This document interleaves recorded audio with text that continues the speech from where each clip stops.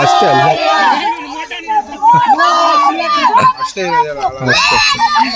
ಏ ಅಲ್ಲೇ ಇರೋದು ಬಿಡ್ರ 3 ಗಿದ ಮುಣಗ್ಸ್ರ ಮುಣಗಲ್ಲ ಏ ಬಿಡ್ರ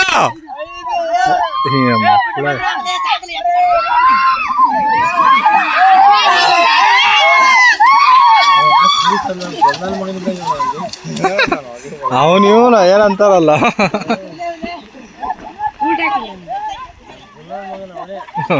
ಬಂತಗ